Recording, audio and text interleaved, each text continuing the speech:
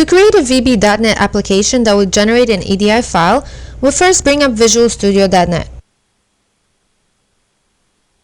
Open a new project. Under Visual Basic Projects, select Windows Application. On the name field, type in the application name, for example Gen835net, then click on OK. Once we've opened up a new project, we reference the Framework EDI component by going to the menu, select Project, Add Reference, then under the .NET tab, look for EDIdEv Framework EDI.NET. Select it and then click OK.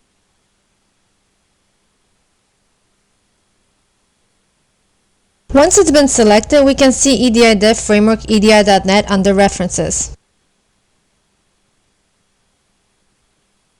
Next, we add a button. We give it an appropriate name.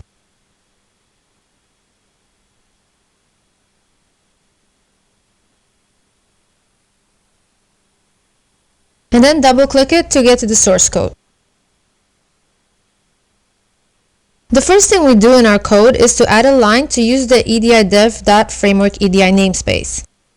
We do this in VB by typing imports EDIdEv.Framework EDI.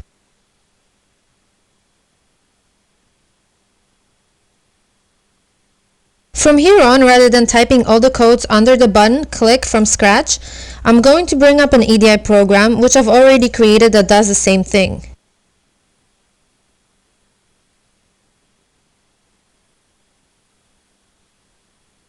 Which is to generate an EDI file. I'll just explain the source code as we go through each line. Before we can actually write any code, we need to open up your trading partner's implementation guideline so that we can follow their specifications when creating the EDI file, such as what terminators we use, what segments are mandatory, and what values are assigned to the data elements.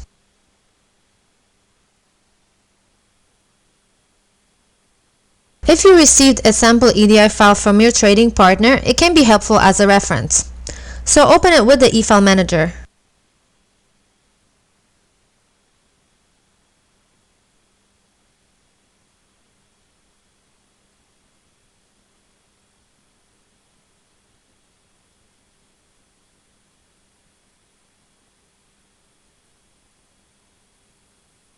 I'll also open up the same Ceph file that our program will use with the Ceph Manager utility so that we can reference the guideline if we need to.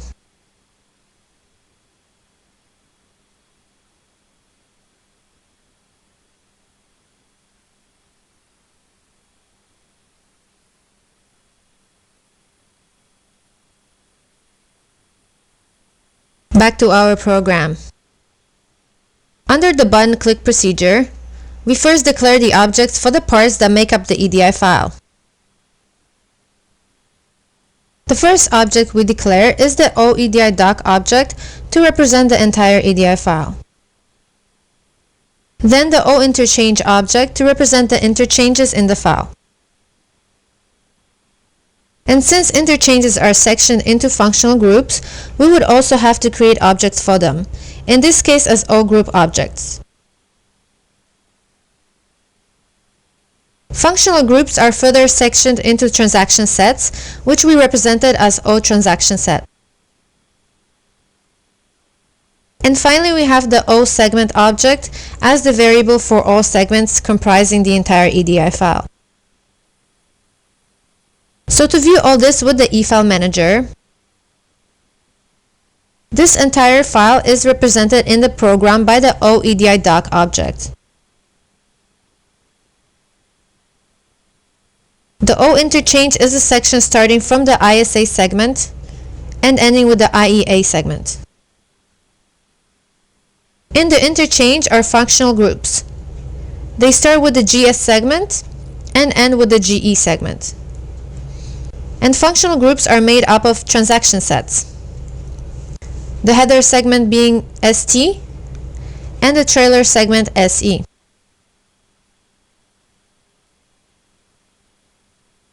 And all these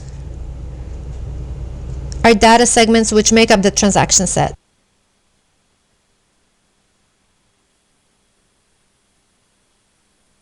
Now back to our source code. Once we've declared all these objects, we instantiate first the OEDI object as shown here on this line. We then load the corresponding CEF file of the EDI file we will be generating by calling the load schema method of the OEDI object. So if we are creating an A35X091 EDI file, we should also load the A35X091 CEF file. So following the guideline, we start constructing the EDI file. First, we define the terminators that are to be used. In here, the segment terminator is the tilde, followed by a carriage return line feed. So the first segment we create is the ISA segment, or the interchange control header.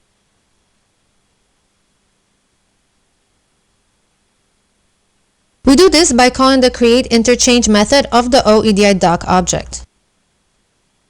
We then instantiate an OSegment object by calling the getDataSegment header of the OInterchange object. And then populate its data elements with values as specified by your trading partner's guideline. This populates the first data element with 0, 0. The second data element is populated with blanks. The third data element is assigned a value 0, 0, and so on. In the eFile Manager, these elements are shown here. There are 16 data elements in the ISA segment.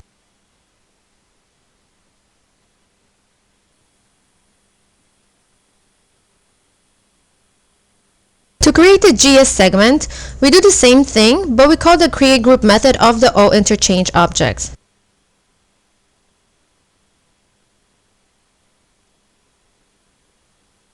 We get the segment, then populate its data elements. The first data element has assigned the value HP.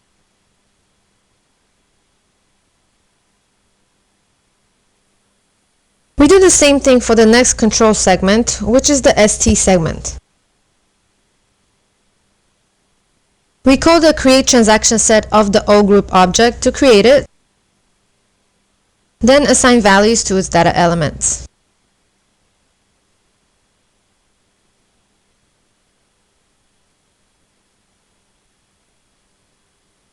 To create all the other segments in the transaction set, we call the createDataSegment method of the OTransactionSet object and pass the hierarchical string syntax of the segment in its parameter. For example, to create the BPR segment, we pass the string BPR in the createDataSegment method. And we would populate its data elements the same way we did the other previous segments by assigning values to the data element value property.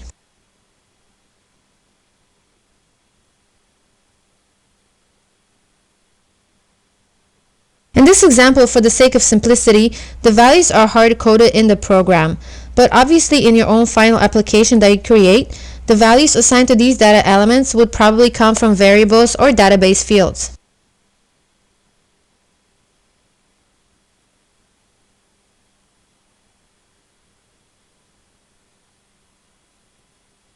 If we reference the implementation guideline for the segment BPR, it tells us the valid codes in the first data elements.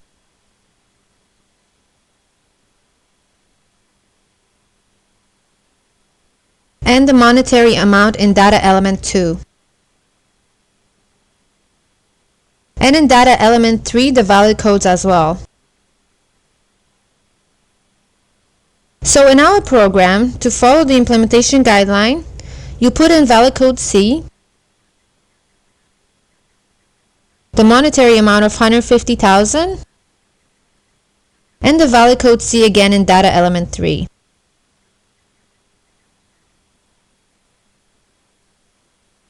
create segments in a loop, like the N1 segment in the N1 loop, we would pass the string N1 / N1, where the first N1 is the loop tag, and the second N1 is the segment ID. To create the N3 segment in loop N1, we would write N1 / N3 as the string parameter. The N1 is for the loop, and the N3 is for the segment ID. We do the same thing for all the other segments in the loop, like the N4 and REF segments.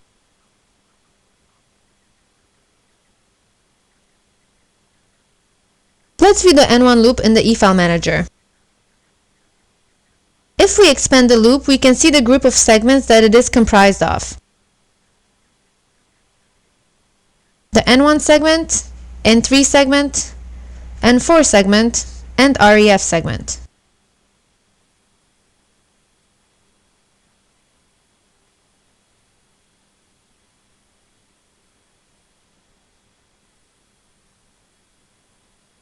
To create segments in the second instance of the same loop, we just add a loop counter to the loop tag.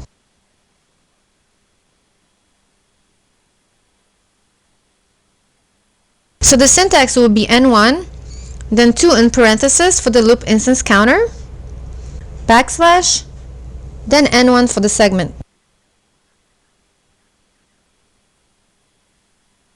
In the this is how it would look like. There was only one N1 segment in the loop N1, and these are its data elements.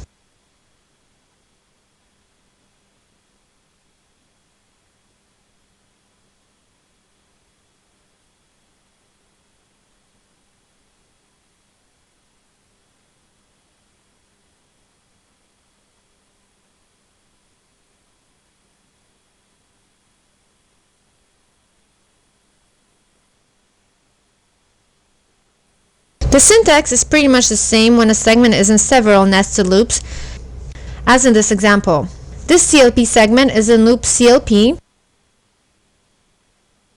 which is nested in loop LX.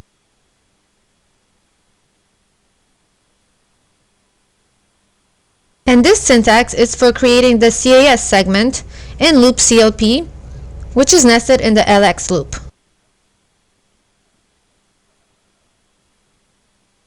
Let us view these segments in the eFile Manager.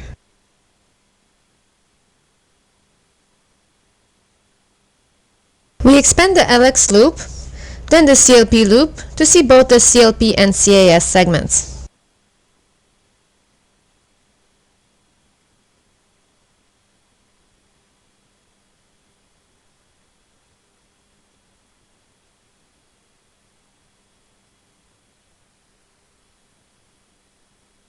After you're done creating all the data segments and assigning values to their data elements, just call the save method of the OEDI-doc object. At this point, the Freddy component will construct the EDI object into a file with the specifications we have entered in this program. If you want the OEDI-doc object to return the EDI as a string, just call the getEDIString method. In this example, the EDI string is displayed on screen in the message box.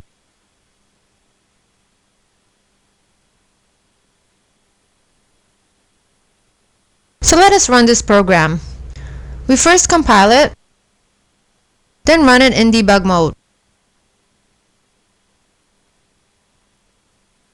Under this Generate button is where we did all our coding to generate an EDI file. When we click on it, an EDI file gets generated and is displayed on screen, like so.